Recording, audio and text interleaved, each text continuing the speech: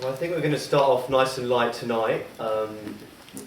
What career did you initially want to pursue? Was it always being a doctor, or I think there was that potential option of going into the diplomatic service? Well, Was that true? First of all, I should apologise to your audience because I got waylaid by an alumnus of York University who I haven't seen for quite a long time, and she took me to the House of Trembling Madness. I thought this gig was at 6:30, not 6 o'clock.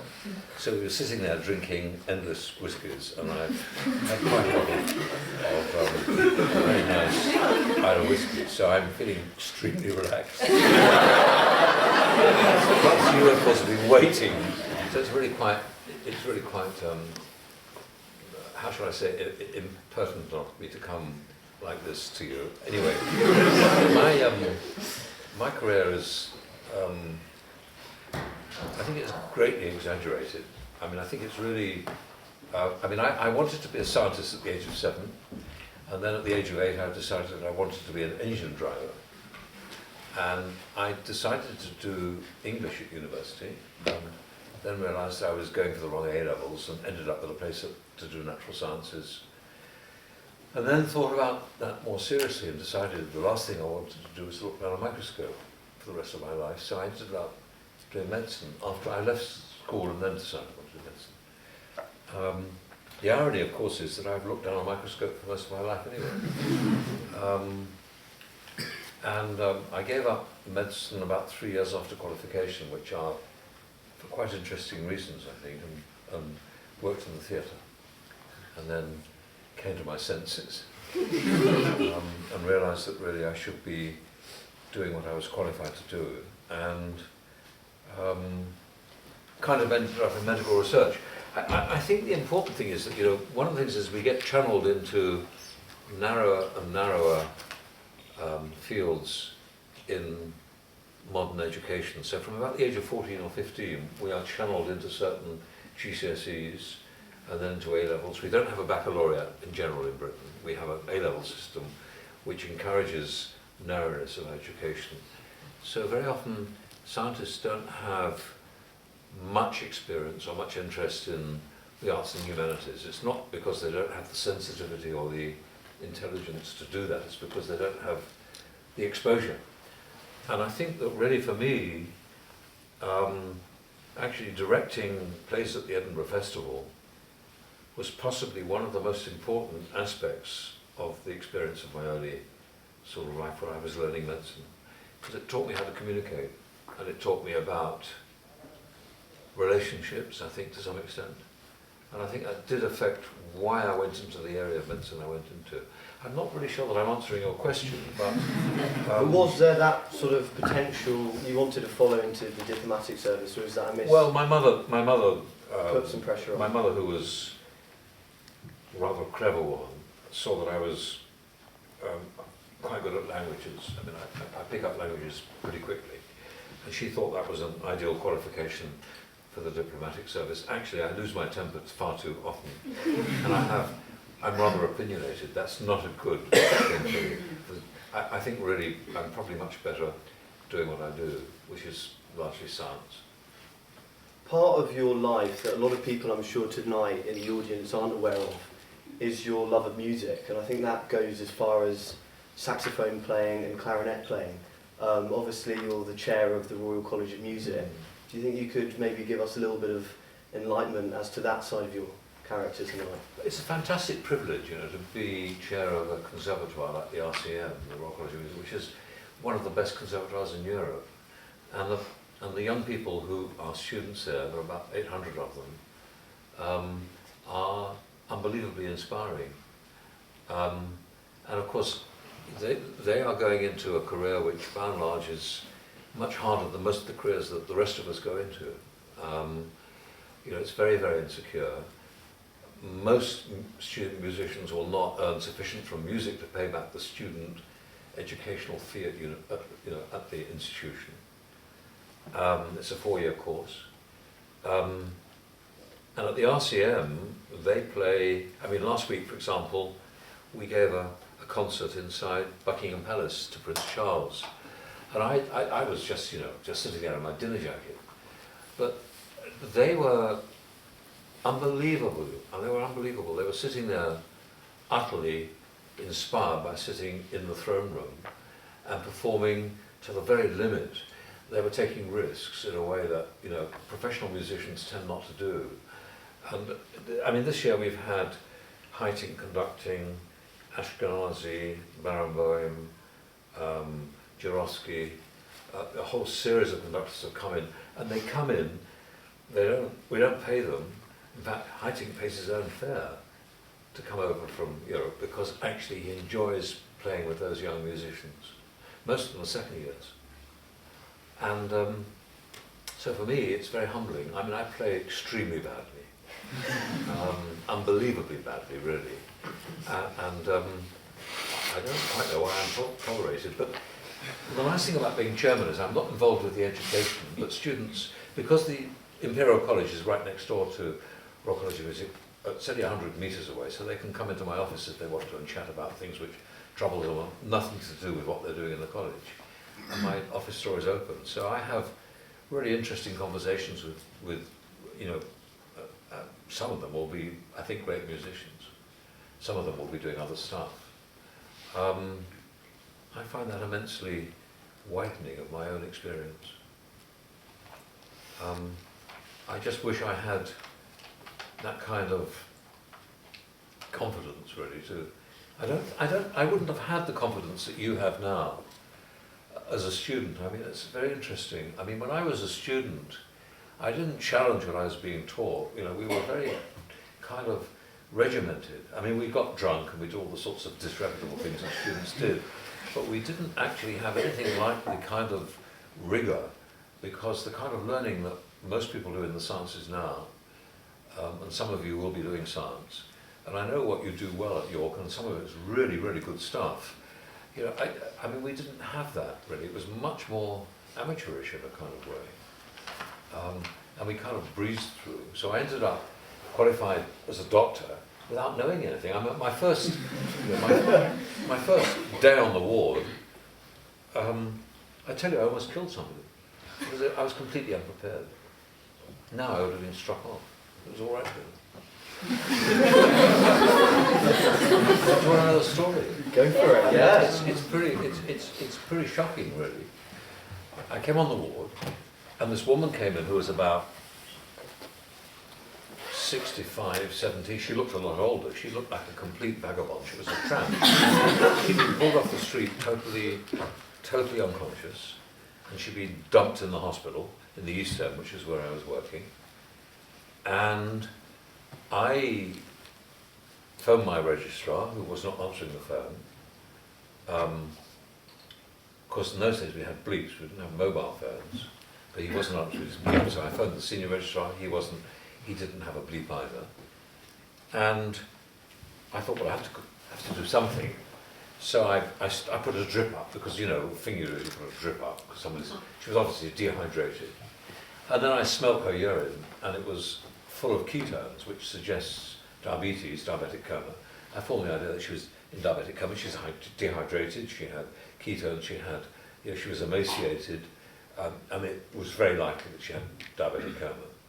And if she didn't have diabetic coma, not putting a drip up wouldn't matter anyway. So I put a drip up, and nothing happened. So I phoned again, nothing happened. And I thought, well, I'd better give us an insulin, because that's the treatment. So I asked the nurse for 40 units of insulin, some of which I give intramuscularly and some intravenously. And I gave her most of the dose intravenously and then some intramuscularly, and ran the drip, which was had sugar in it. So she was covered. And those of you that are biologists will know that that's the right thing to do. What I didn't know was, because I'd never been taught, was that whatever you do when you give a drug into a patient systemically, you check the drug with the nurse. I didn't know that. I assumed that the nurse was handing me what I asked for. What she'd given me was quadruple strength insulin. It's a good way of murdering somebody. Of course, I think, in fact, Hercule Poirot comes across to dead bodies as a result of insulin given in that kind of way.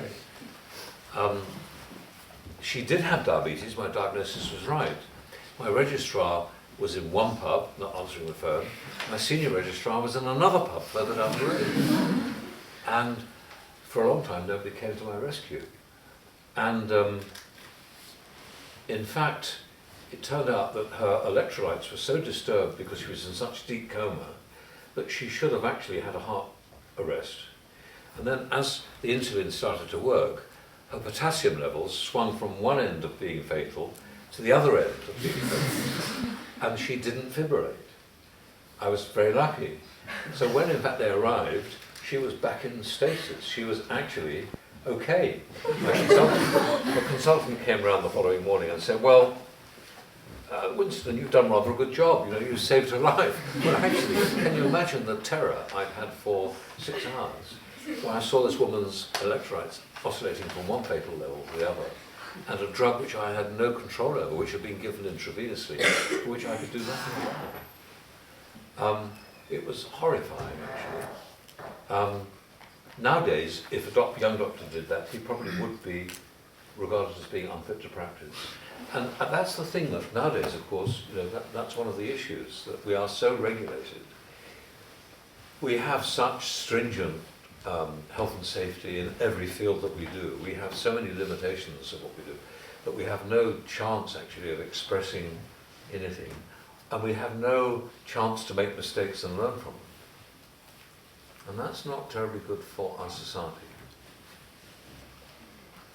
Slightly more topical now, regarding the Human Fertilization and Embryology Act 2008 and its revision today, and the legislation on the mitochondrial DNA transfers. It's brought up some quite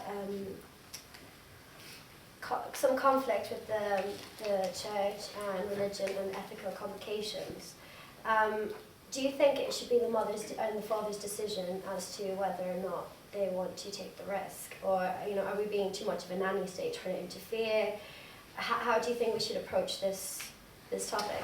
I think a lot of things about it. First of all, I think the whole idea of a 3-parent family is a total nonsense. Okay, and I think it's a real misnomer. It's a convenient label by the press, and it's wrong. And it should have been knocked on the head. I tried to do that with the article I wrote in the Telegraph. So we were supposed to ask about that. Yes, I think it was Sunday. yesterday. Yeah. We have in our genome 3 billion base pairs of the DNA alphabet, okay? And you only need one letter to go wrong in that 3 billion to give you a fatal disease. I mean, that's what genetic disease is about. That's how we developed pre-implantation diagnosis 20 years ago, because we managed to identify that single letter in embryos in my lab and managed to, through trial and error, put it right. But eventually, when we treated somebody, we had to put those embryos back in good faith that we were doing the right thing. We didn't know we wouldn't make a mistake. There's a point when you spend 5 years doing the research and then you have to test it. And we tested it, and it was okay, we were lucky. Now, the mitochondria have around 16,600 base pairs. So you're looking at 0.001% of the human genome in the DNA. That DNA codes for the way we use energy, it codes for phosphorylation, for how we use different enzymes which contribute to glycolysis and so on. It has nothing to do with our intelligence, with our personality, with how we are as people, our appearance, our phenotype, as we call it in biology. Those of you who are biologists will understand what I mean by the phenotype, but basically how we are. So, if you alter it, you don't alter that person as a person. Now, what the people in Newcastle have been trying to do is to identify those defects in the mitochondria and then actually transplant normal mitochondria from somebody else's fertilized egg, which has been fertilized, and then use it as a kind of transfusion. So essentially what they're doing is a blood transfusion. Okay, the only difference is that instead of just altering the health of that child for 3 weeks, which is what you do for a blood transfusion, you're altering its health permanently, hopefully, for the rest of its life, and for any of its descendants. Now, I accept that that is genetic manipulation, in spite of the denial. It is undoubtedly genetic manipulation, but it does not involve in any kind of way human enhancement. Yeah. So to my mind, the church's objection is ludicrous, and when you think about it, the church, the part of the church that's objecting, actually shows a total flaw in its argument, because that part of the church was always opposed to in vitro fertilization, always opposed to all these reproductive technologies, and wouldn't approve of you taking contraception. And I think for most of us in this room, those answers are obvious. Now, in my view, in a pluralistic democratic society, it is wrong for a minority of any faith, whether it be Jewish, Islamic, or Christian, to impose its views on the majority. So I have a very clear view that for them to persuade MPs to vote against this on some kind of spurious moral grounds that they're tampering with a human child is inappropriate.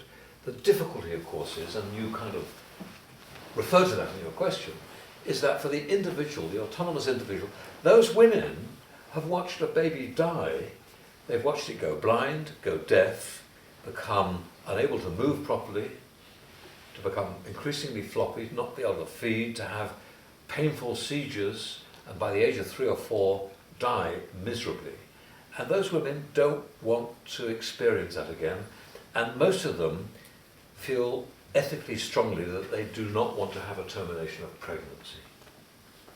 So they know the risks, they have informed consent. Surely isn't it in a pluralistic society up to the society to understand the autonomy of those individuals and for them to make the decision, not for some dissociated member of parliament who has some right-wing view to impose his or her views on what's in their best interest when he's never had any experience whatsoever of what the interest really is. I think it's so unanswerable that I can't believe anybody in this audience really arguing against it. I mean, I understand there will be some of you who are Catholics, and that's absolutely right. Why shouldn't you be Catholics? Why shouldn't you have a view against it? Of course you should, if you feel strongly that you're tampering with a human person. Absolutely. But you wouldn't want to, I hope, impose that on somebody else. It's a very traditional argument though, isn't it, that the idea is a slippery slope, that somehow if you leave this, it was going to get worse. It's very yes, dated. I agree with that. But, you know, we have a slippery slope with the speed limit. Yeah. You know, we accept that we have a speed limit of 30 miles an hour, and some people will go over against it, and some people won't. And what we hope is that we regulate it. And what we're doing with this stuff is to regulate it. And of course in Britain, these procedures are very tightly regulated. The HFEA Act of 1990, which you also referred to, is pretty rigid. And so this would be under control of the Human Fertilisation and Embryology Authority, which I don't think is a great body, but I think actually at least we have a body which will regulate it. Talking about regulation though, stem cells research is highly regulated in this country. I mean, there was an EU patent ban a few years ago. Now, I remember you made a claim saying that stem cells, to say that it's going to revolutionise medicine was an outlandish claim. And do you still stand by that? And would you argue potentially that because there's so much regulation around it, and sometimes people can't make money out of research from it because of the EU patent, that we're not necessarily seeing the best that stem cells can actually do for society and in a way for the world? I think the research is very young. Yeah. But what we're doing in our lab, with Michael Schneider, of course, at Imperial College, we're now able to create whole blocks of heart muscle. Yeah. Given that 1/3 of the population might have heart disease, some of them being children, it seems interesting we might be able to transplant heart muscle in time. We can already transplant skin cells pretty successfully. That's been successful. And some of you will know that my colleague, who's been doing the work on the spinal cord, has now transplanted stem cells in the spinal cord, and that work seems to be preventing paralysis. Now, of course, it's true it's developed from embryonic stem cells, but I don't find that notion of playing God a very satisfactory argument against it. You know, if you're religious, playing God is actually doing something that you're expected to do. You have a God-given intelligence. So you use your intelligence wisely. I think the important thing is that we use our knowledge for good, not for evil, and that's always a problem with science. That's why we need to have a scientifically literate society. That's why we need to have better science education, so people in our society can take wiser judgments about how we use science. I accept completely there'll be some science which is dangerous, and it needs to be regulated. Is there too much regulation? And where would the Sometimes. ethics, Sorry? where would the ethics, like, where would the line be drawn? How do we... Well, I think society has to decide that. Parliament has to decide. That's what Parliament does. So, in fact, I mean, I wasn't, of course, in the debate this afternoon because I was lecturing in Sheffield. In any case, I'm in the House of Commons, and it's got to come through the House of Lords next, so we won't know finally what the decision is. But the House of Commons has said, well, you know, we can regulate this, and therefore we will pass it at this stage. That seems to me to be right. I cannot believe that that is not what actually will be reflected by general public opinion. You know, most people in Britain are pretty pragmatic about these decisions.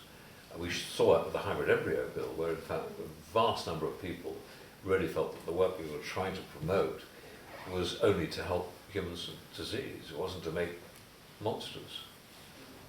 Does that answer the question? Yes. So you frequently speak of the science delusion and, you know, versus the God delusion and such. How do you think is the way forward for society to kind of get past this friction and kind of move on? I mean, how do we move past this and just kind of cohabitate? I think it's an extremely important question. I think there are two things we need to be doing. I think we as scientists have to be much more modest, much more reflective, much more recognising that we do not control the world, much more recognising that our knowledge is not the truth. My main objection to Richard Dawkins, who's a friend of mine, is not that he's an atheist. I don't really care about that. But I think it is very unwise for him to peddle science as the truth, because anybody who's doing science knows that there's no such thing as the truth. You can do the same experiment in the same way and get different results. When we look at the universe, most of the big questions in physics cannot be regarded as being truthful because there is no such thing as truth when it comes to quantum mechanics, for example. Quantum biology is very close to where we are now. So in fact, a quantum experiment, you know, changes because you've observed it. We know that. I mean, that's the Schrodinger's cat principle. So actually, we're in a curious situation in understanding that knowledge is very frayed at the edges. You know, we think of a proton as a finite part of an atom, but actually protons have fuzzy edges. I mean, they're not quite as they're drawn in the textbooks. We think of electrons having a defined circuit around the nucleus, but actually the evidence is they probably don't. So actually, I think this notion of the truth is a mistake, I think. It's an approximation to the truth. So what we do with science, I am quite impressed with the Heidegger concept, you know, the phenomenology principle, the idea that actually, to some extent with science, we have to accept that part of our perception of science is due to our emotional involvement with it and our perception. Our perceptions are important. So in fact, somebody in the House of Lords said the other day in a debate on assisted dying, a very interesting point. He said, the truth is not what I say, it's what I hear. Quite interesting to dissect that out, what that might mean. And I think that really there's an element that's very important there. So actually we scientists have to be much more ready to listen to the opinions of the public, much more ready to be prepared to bend our rather rigid perception of what we think is true and what we think is in the best interest of society to what society thinks. Now, I don't know if I'm making any kind of sense, but I think that's a responsibility we have. So we have to be much more aware that we have to be much better at communication, being more intelligible, be better listeners, be aware of the ethical issues of society, being aware that scientific evidence isn't the only reason that you make judgments, that policy decisions are made for other reasons as well. And the second point is equally important. we have to ensure that we live in a society where very young people, from primary school at least, if not younger, are taught science. We need to be in a society which is scientifically literate, which debates science, which understands that science is not perfect, that there are decisions to be made. And at the moment we don't do that. And part of the problem, of course, is that we scientists don't go out into schools enough. So yesterday I was in a school talking to primary school children. On Thursday I'll be in another school. I spend a lot of my time, and increasingly at Imperial we do that kind of outreach. You're doing some of it at York as well. So it's not, we're not the only university, you're doing it. But actually we could do much more of that, because ultimately we have to ensure that everybody sees science as part of our culture in the same way that Hamlet is part of our culture. And if we don't do that, we can't, in a democracy, make wise judgments about how we use the science. I'm not suggesting that everybody should be a scientist. I don't care whether we train scientists, but I do think it's important that we train people to think of science as something which is important to our being and to our democracy, to our civilization, and to the way we view the world. I don't know if that makes sense. Perfectly. Yeah, I hope it does. In 2008, I heard a talk by you. It was some business school. I can't remember the name right now. And you mentioned that it's more of a trend that's seen. It's not necessarily genetical. You see more trends in characteristics and such. I'm not trying to say. What's your opinion in nurture versus nature? Oh, yes. I think it's all rubbish. Yes, but like the three-parent family thing, it's rubbish too, really. Yeah. I mean, it's obvious that they're two parents, and somebody's just given a bit of their being. It just happens to be DNA, and therefore there's some mystique about DNA. Which is why we come on to nurture versus nature. We humans are hooked up on our DNA, and it's rubbish. You know, we've sequenced the human genome. So what? Is that really important? No, of course it's not. You know, it's blown up as to being the most important development in human biology. You know, President Clinton comes on television, you know, with this great announcement with trumpets and fanfares, with you know, with the two scientists, Craig Venter and what's his name from NIH? Think of it in a second. In front of the television cameras, Tony Blair saying, what did he say?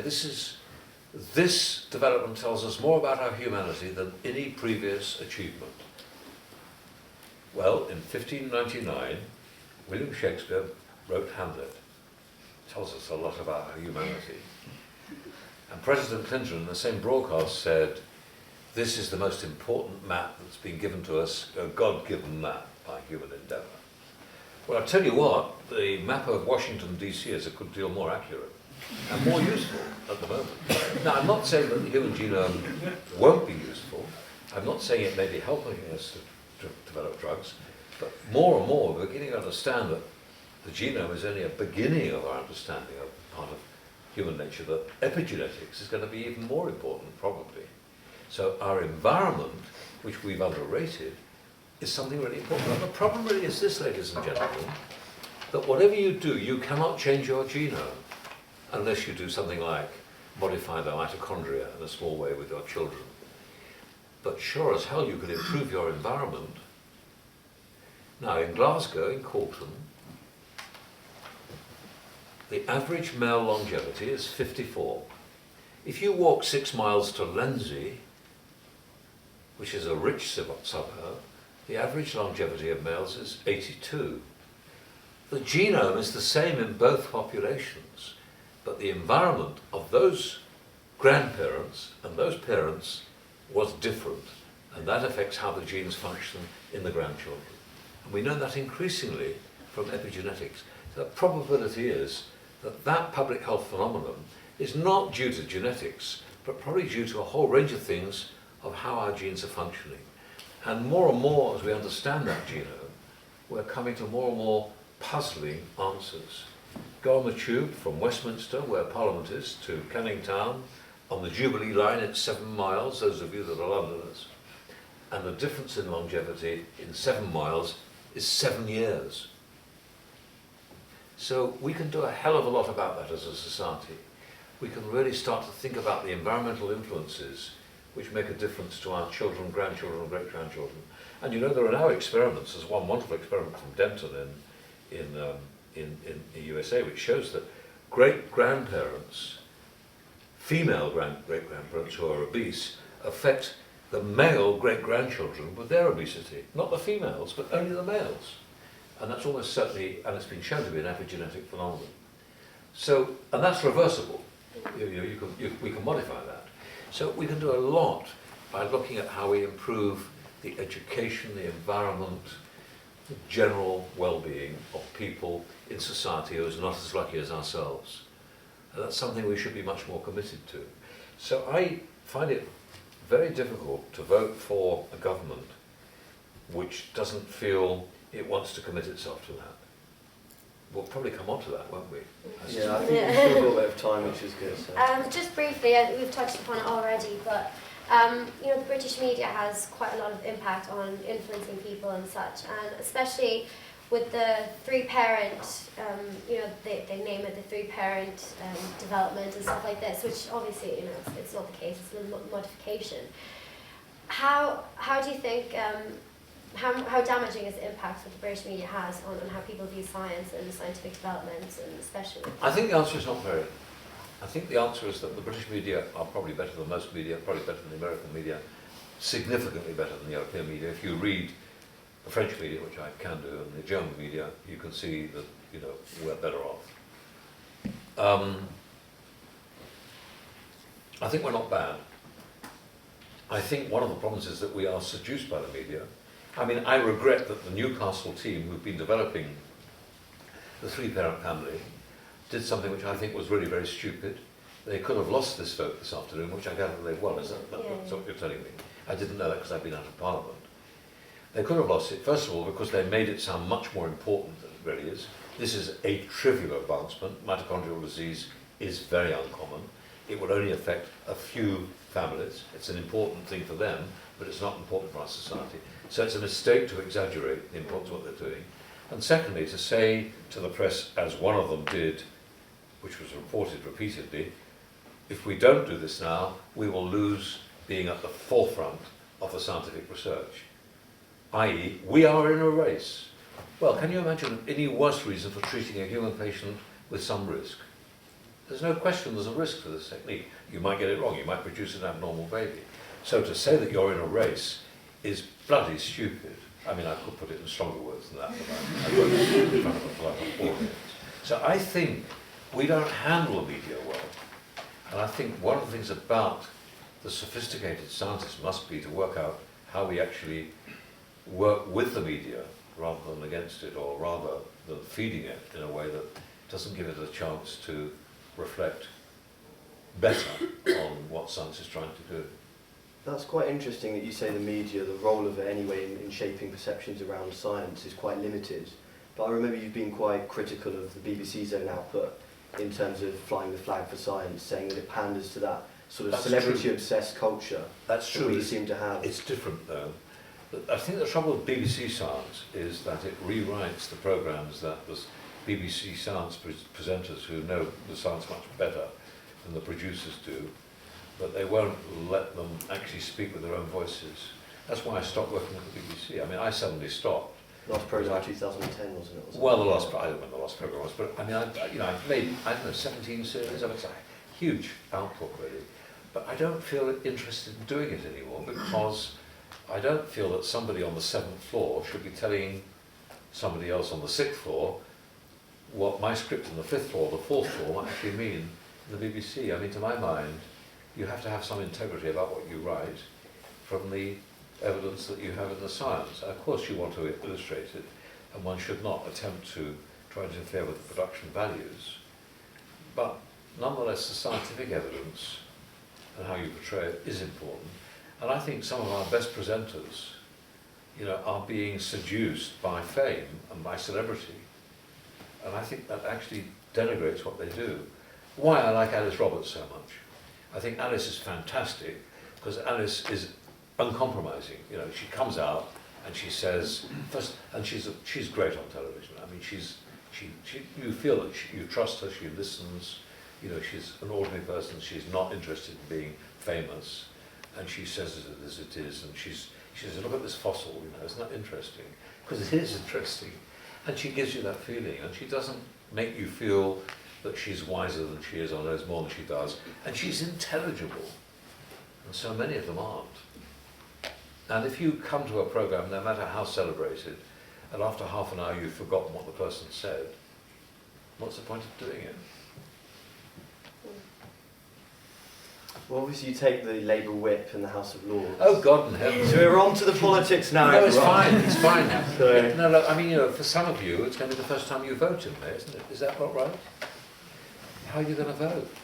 It's bloody difficult, isn't it? I mean, isn't it the most...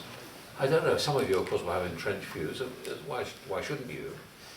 But I think it's astonishingly difficult. And I mean, I take the Labour whip. I've been a member of the Labour Party for a long time. When I came into the House of Lords, they didn't know I was a member of the Labour Party. They assumed I'd be a crossbencher. And they asked me, would I occasionally speak in Labour debates? And I said, yes, quite likely. And then they said, would you vote with us occasionally? I said, yes, quite probably. They said, why?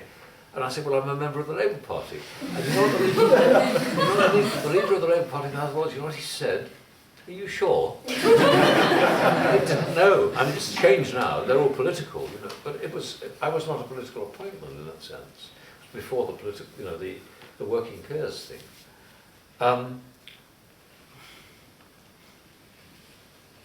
The House of Lords is a much misunderstood body. But at one level it's wonderful because actually it does have a lot of experts in it who don't have preconceived ideas. They often have a particular political view, but often they don't. And if you walk around the House of Lords at the moment, the thing that is most interesting, because we talk to each other, it's not like the House of Commons where we're very, you know, it's very, very friendly, it's quite wise, and people, no matter what other party you talk, you stand in groups and you don't know whether they're Conservatives or Labour or Liberal Democrats or crossbenchers. And the thing that you hear most often is members of the House of Lords, and I know I shouldn't say this outside the House of Lords, but I'm giving away a confidence. Members of the House of Lords stand in a little group and say, well, I don't know, I wouldn't vote for my leader. Now, isn't that an amazing thing to say? That's a terrible state of affairs in Parliament.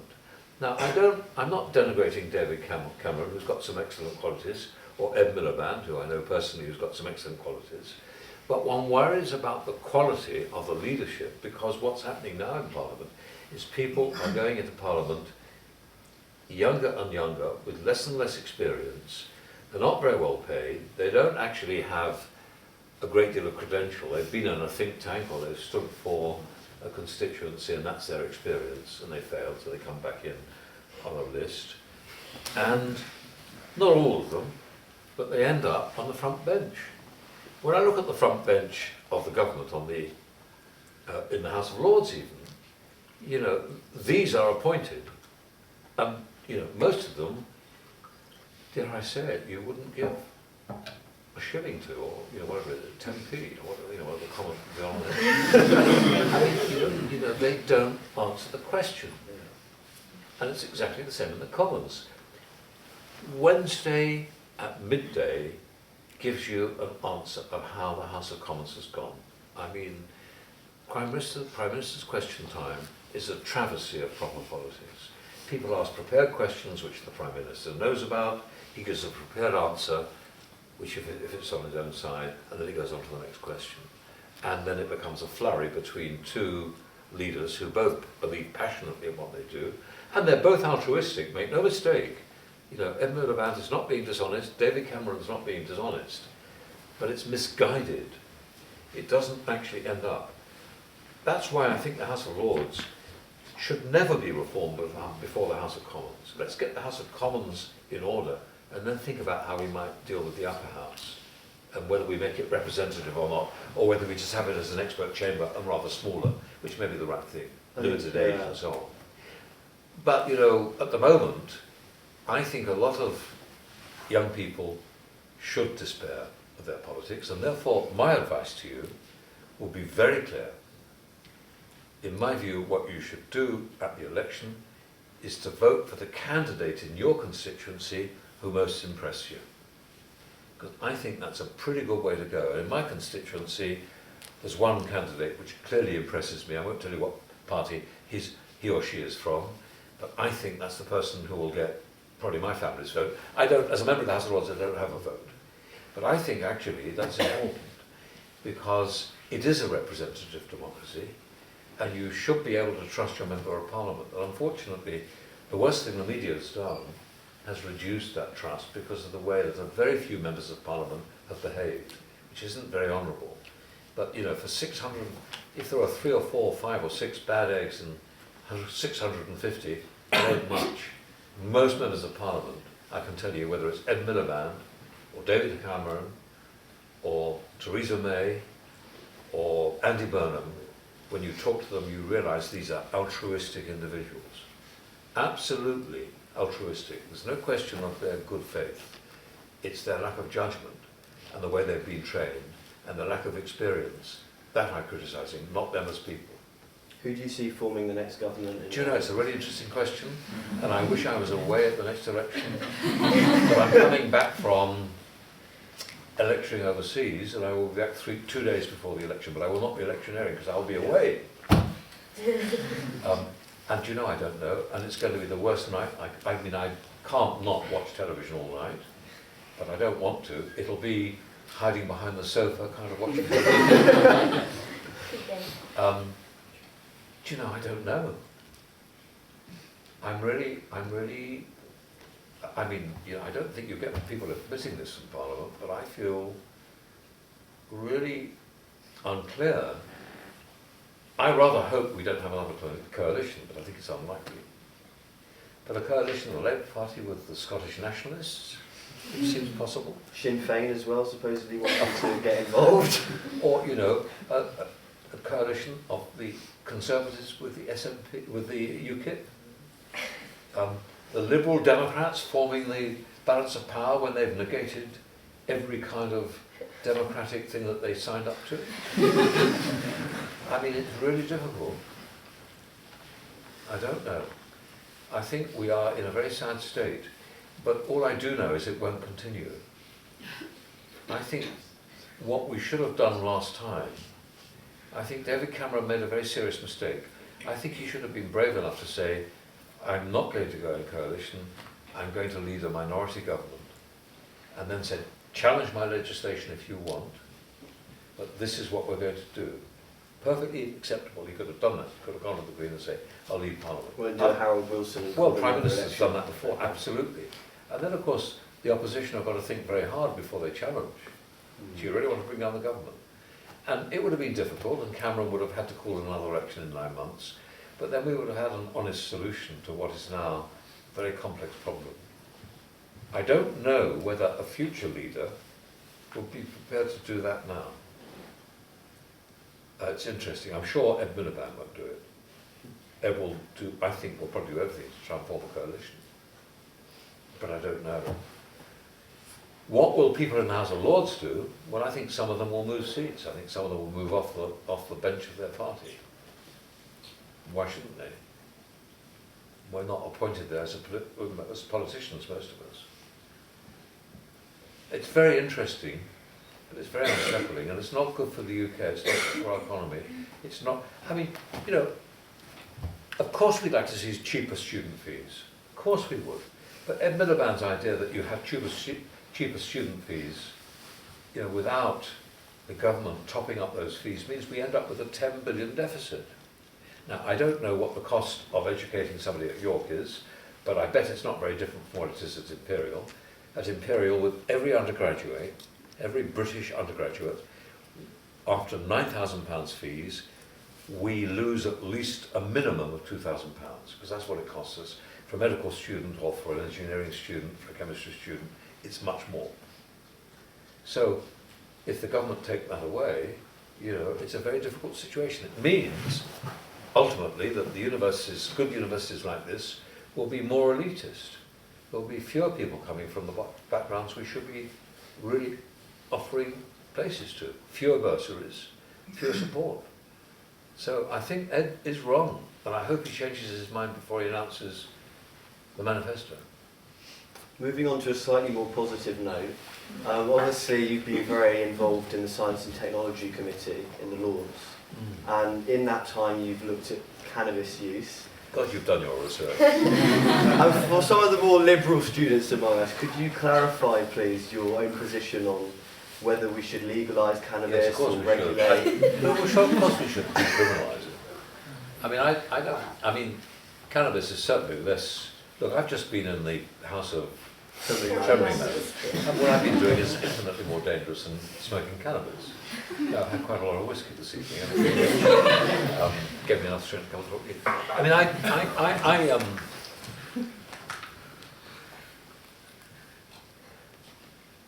yes, I mean, I think that what we did with the cannabis inquiry was quite interesting. I was chairman at the time, as you say, and basically we decided that cannabis for medicinal use should be justified, and we even proposed, and actually finally Jack Straw opposed this, and he was then Home Secretary, and he was vigorous about opposing what we suggested.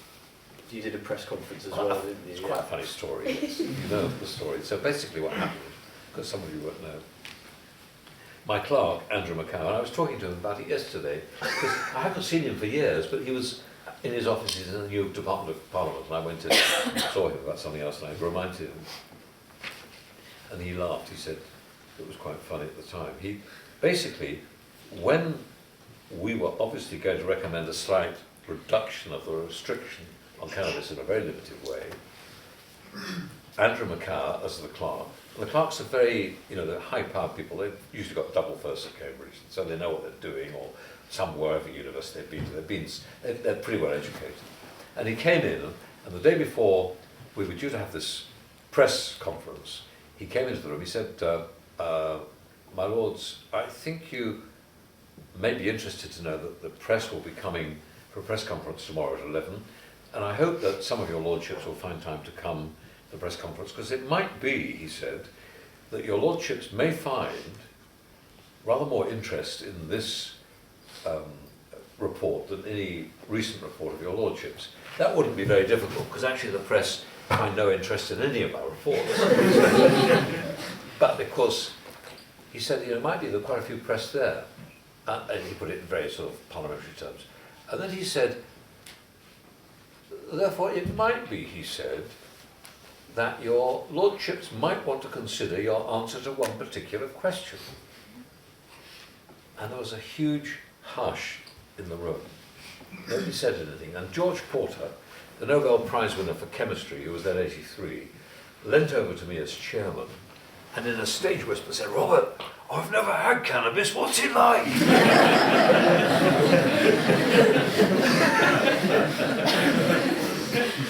Yeah.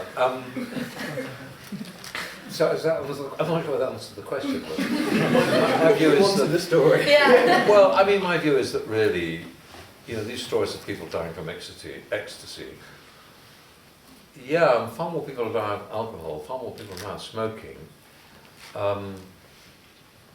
I think it would be much better if these drugs were, in fact, available in a regulated fashion, because you would then not have the risk of the contamination that we have in these drugs. And I suspect that we would reduce crime rates very dramatically too when it comes to the harder drugs. Now, the evidence suggests, some evidence suggests that you might see an increasing move towards hard drugs like heroin and so on. But the evidence isn't very good. And that's not been always the case. It will be very interesting to see what happens in those states like Utah, Colorado, I think, California. Have dropped significantly. Yeah, where in fact, they've now started to do this. Maybe we'll see whether or not there's an increase of risk in hard drugs. I suspect that it will not have, it might increase traffic accidents, I guess. That's a risk. Well, it's a serious risk. Yeah, but if it's regulated, I mean, if the government takes a role and says, just as you can't drink drive to a certain point. But people still do though, don't they? People get around the regulations, so Yeah, it's Wild West, isn't it? I mean, in the free-for-all, was never a free-for-all, but in the relative free relationship in Dutch society, it didn't seem to do much harm. The Dutch are very peculiar, because the Dutch are terribly liberal at one level, really very restrictive. I mean, I hope there aren't, well, there probably are some Dutch people in the audience. It's one of the languages I learned, because I did my research in Belgium for a year, so I had to learn a kind of kitchen Dutch, Flemish. But actually the Dutch are rather odd in that they are quite liberal in those sorts of areas, sexual matters as well, but they're very restrictive in others and very sort of proper. But I don't think it did much harm to Dutch society having, you know, the cafes where cannabis was pretty well freely available. I really regret never having gone to Amsterdam You still can. Yeah, just to smoke a spliff. in time. Maybe. Just on the student Doesn't look good as a parliamentarian, does it? I'm doing the research.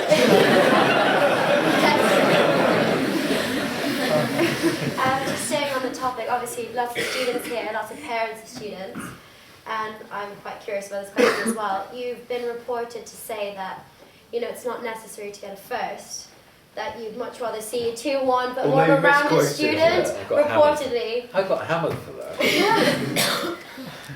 Well, I did say, to the Times it was, wasn't it? Yeah.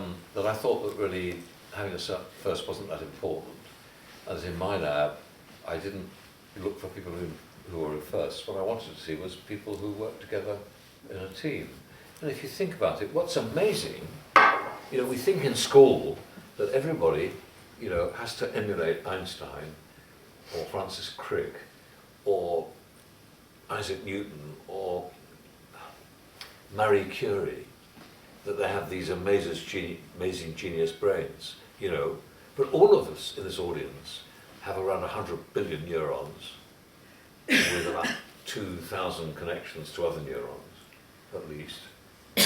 So we all have that complex object in our heads. It's not different from Einstein's, we know it because his brain's been dissected. And any two of you together have more brain power than Einstein or Francis Crick or Isaac Newton or Marie Curie. So really, what's really important in science, I think, is that you want to collaborate and work together. And of course in my lab, none of us are geniuses. I mean, we did have one or two people have first, of course we did. But actually, what's really important is having that family relationship and to feel that you want to work together. So I worked for people who I felt that I liked, that I felt I'd quite like to work with, who I think entertained me. And actually, one of the things, in fact, I've dedicated one of my books, I've pointed out that in my mind, in my laboratory, of the 14 key figures in the lab, each one was a character from Winnie the Pooh. There was somebody who was Pooh, there was somebody who was Tigger, there was Eeyore, who was actually the brightest, but actually quite impossible to talk to.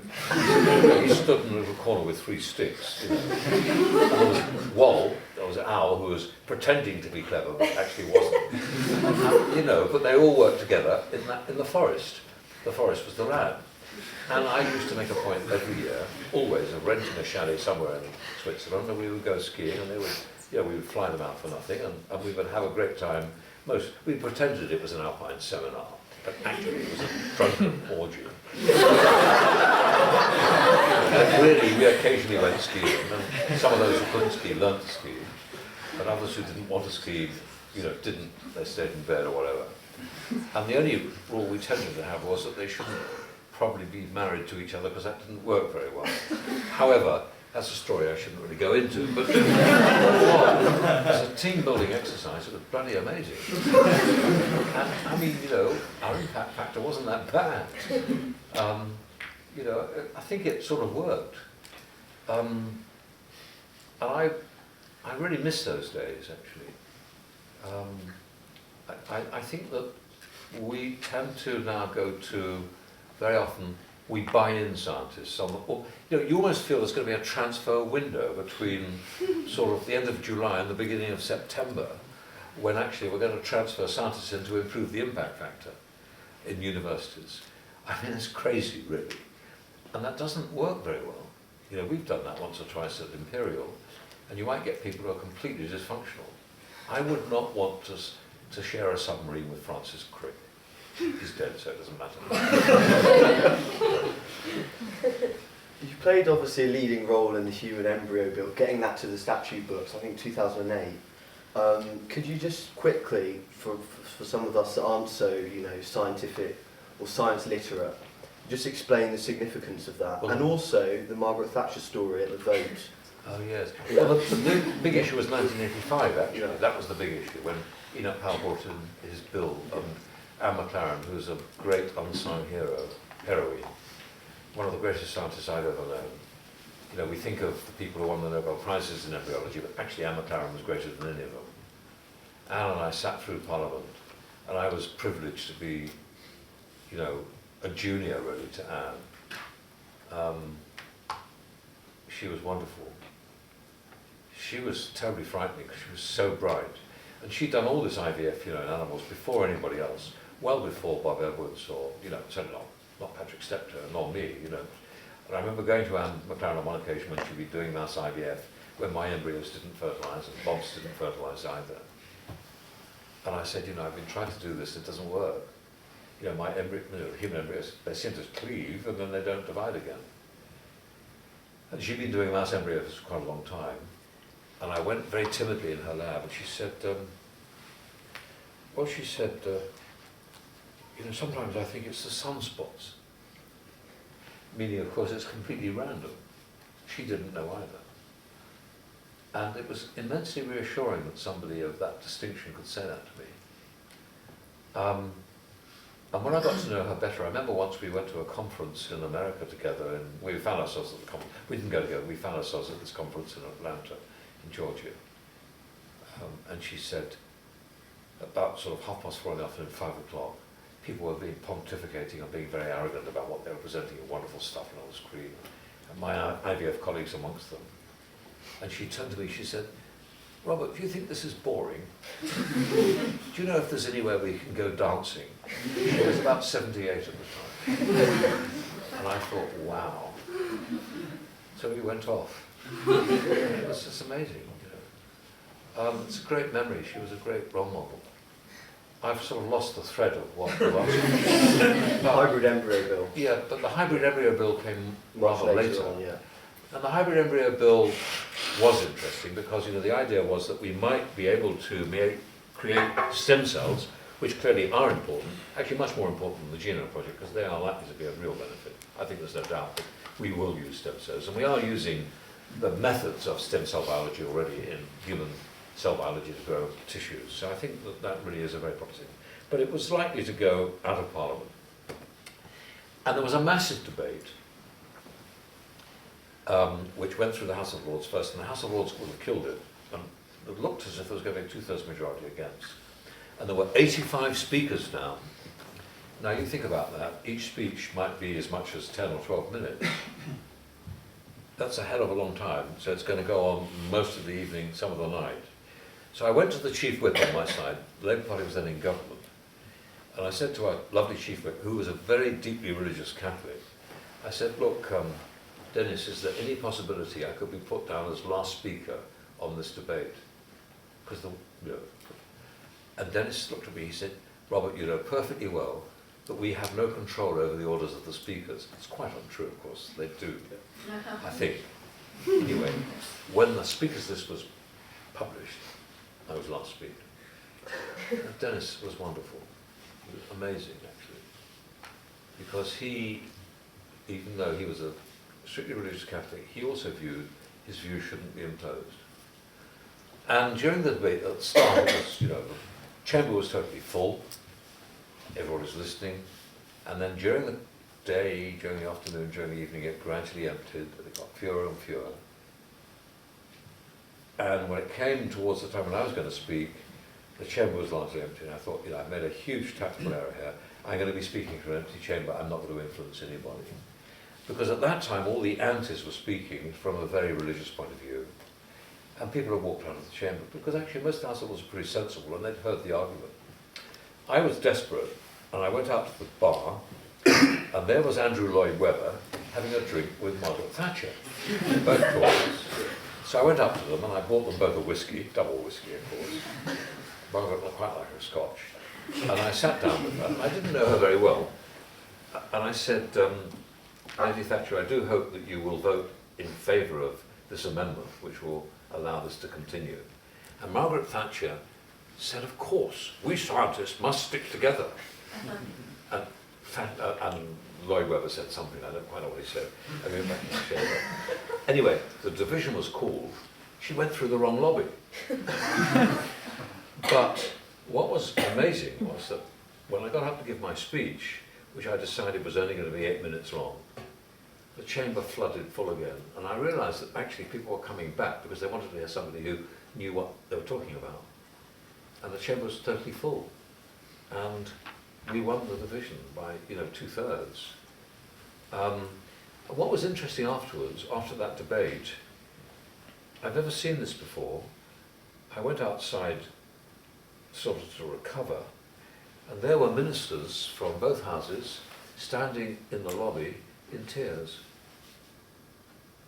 On the Labour side, mostly on the Labour side, actually crying, because they thought that, they really believed that we'd done something important for human health. And it gave me an insight into the way MPs sometimes react, They're not absolutely cold-hearted or, purely in it for their own advancement. They really felt deeply that this was a very important measure. I don't think it was that important, but the fact that they thought it was important and the fact they thought it was so important emotionally was quite uplifting. I had more respect for them after that. I felt that that was extraordinary. It wasn't my oratory, it was pretty ordinary, but it was actually the fact that we got that vote. I think we're going to take some few questions from the floor, and I'd just like to say thank you very much.